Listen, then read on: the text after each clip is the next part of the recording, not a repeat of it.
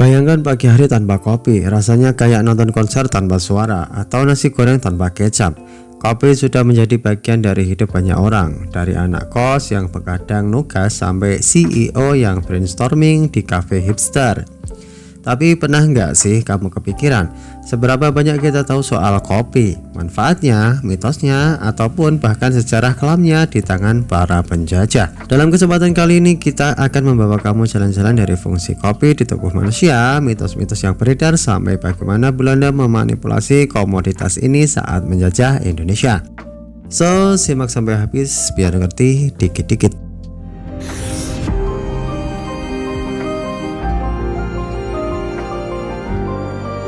Kafein adalah senyawa paling terkenal dalam kopi. Ia bekerja sebagai stimulan sistem saraf pusat, membuat otakmu waspada, fokus, dan kadang terlalu semangat. Penelitian menunjukkan bahwa dosis kafein yang moderat bisa meningkatkan konsentrasi, memori jangka pendek, bahkan performa olahraga.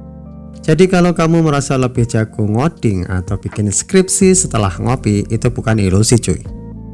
Kopi bukan cuma soal kafein, ia juga mengandung antioksidan seperti asam klorogenat yang membantu tubuh melawan radikal bebas.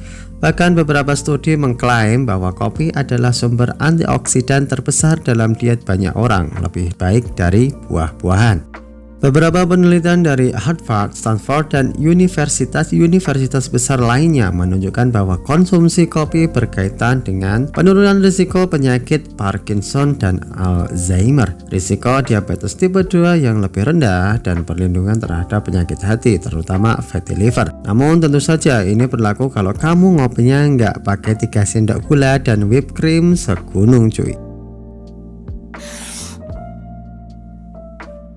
Mitos pertama, kopi bikin ketergantungan parah. Yes and no. Kafein memang bikin ketergantungan ringan, tapi bukan jenis ketergantungan destruktif seperti narkoba. Kamu mungkin merasa enggak hidup sebelum ngopi, tapi efek withdrawalnya paling parah cuma sakit kepala dan lemas selama sehari 2 hari, jadi aman selama tidak berlebihan. Mitos kedua, kopi bikin jantung berdebar dan tekanan darah naik. Ini mitos yang sering membuat orang tua melarang anak muda untuk ngopi. Faktanya, kopi memang bisa meningkatkan detak jantung sesaat. Tapi studi terbaru menunjukkan bahwa dalam jangka panjang, kopi tidak menaikkan risiko tekanan darah tinggi atau serangan jantung pada orang sehat. Bahkan malah menurunkan risiko stroke. Untuk mitos yang ketiga, kopi bikin sulit tidur. Ini tergantung waktunya. Kalau kamu minum kopi jam 9 malam lalu heran kenapa jam 2 dini hari masih segar, ya itu salahmu cuy. Kafein butuh waktu sekitar kurang lebih 4-6 jam untuk separuhnya hilang dari tubuh. Jadi ngopi sore hari pun bisa mengacaukan tidur malam kamu. Tapi kalau dikonsumsi pagi atau siang hari justru bisa bantu mengatur ritme sirkadian. Mitos yang keempat, kopi bikin perut kembung. Memang betul, kopi bisa merangsang produksi asam lambung. Tapi ini hanya jadi masalah kalau kamu punya kondisi seperti emah atau GERD. Solusinya jangan ngopi saat perut kosong. Coba padukan dengan makanan ringan dan pilih kopi dengan kadar keasaman yang rendah cuy. Indonesia adalah salah satu negara penghasil kopi terbesar di dunia. Kita punya kopi Gayo, Toraja, Mandailing, hingga kopi luwak yang diburu turis asing. Tapi di balik harum aromanya ada kisah pahit yang jarang diceritakan. Kopi bukan tanaman asli Indonesia. Ia dibawa Belanda dari Yaman via Sri Lanka pada awal abad ke-18. Awalnya ditanam di Batavia, tapi karena sukses Belanda lalu memperluasnya ke daerah lain seperti Priangan di Jawa Barat, Sumatera, dan Sulawesi. Namun alih-alih memberdayakan petani lokal, Belanda justru menjadikan kopi sebagai alat eksploitasi. Di tahun 1830-an, Gubernur Jenderal Johannes van den Bosch menerapkan sistem tanam paksa. Petani diwajibkan menanam komoditas ekspor seperti kopi, tebu, dan nila di sebagian lahan mereka.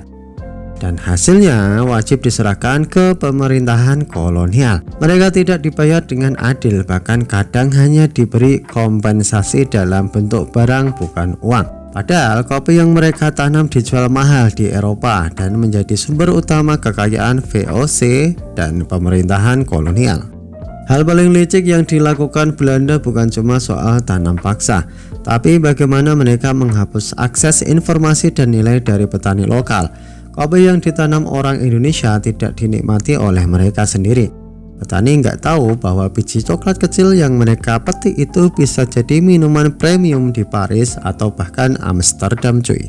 Belanda juga membuat sistem distribusi tertutup. Petani tidak bisa menjual langsung kopinya ke pembeli lain. Semua harus lewat tangan pemerintah kolonial. Petani jadi buruh murah padahal mereka adalah produsen utama. Anehnya, walau petani lokal menderita, kopi Indonesia justru mendunia. Java Coffee menjadi merek terkenal di Eropa. Bahkan sampai saat ini, kata Java masih sering dipakai sebagai sinonim untuk kopi, terutama di Amerika Serikat. Ironis bukan?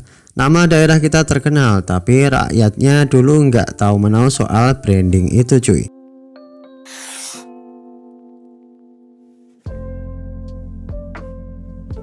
Setelah Indonesia merdeka, banyak perkebunan kopi dikelola ulang oleh negara atau dijual ke swasta, tapi tantangannya belum selesai. Petani kopi kecil masih sering bergantung pada tengkulak. Harga kopi dunia fluktuatif dan tidak selalu menguntungkan. Kurangnya akses ke teknologi, pengetahuan pasca panen, dan pemasaran menyebabkan nilai kopi kita masih jauh di bawah potensinya. Namun sekarang ada gerakan yang tumbuh, gerakan petani dan roaster lokal yang mulai menguasai rantai nilai kopi. Dari kebun sampai cangkir, banyak kafe kini menjalin langsung hubungan dengan petani. Kita bisa optimis bahwa dominasi kolonial di dunia kopi mulai retak. Kopi sekarang bukan cuma minuman, dia udah jadi simbol gaya hidup.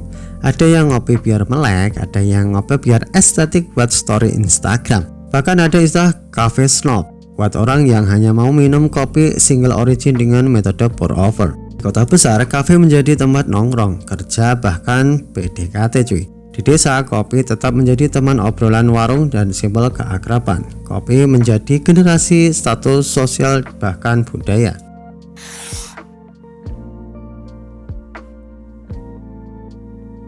Kopi adalah contoh sempurna betapa sesuatu yang kelihatan biasa bisa menyimpan sejarah luar biasa. Ia bukan cuma cairan hitam yang bikin melek, ia adalah simbol ilmu pengetahuan karena manfaatnya dibuktikan lewat riset, mitos dan budaya karena di tiap tempat punya cerita berbeda, politik dan ekonomi karena jadi alat penjajahan, dan perjuangan identitas karena kini kita mulai merebut kembali nilainya. Jadi ketika suatu saat kamu seruput kopi, ingatlah bahwa di dalamnya ada kisah perjuangan petani, aroma sejarah dan harapan masa depan, dan siapa tahu obrolan santai sambil ngopi bisa mengubah dunia cuy. Sekian untuk video kali ini, semoga bermanfaat. Salam literasi.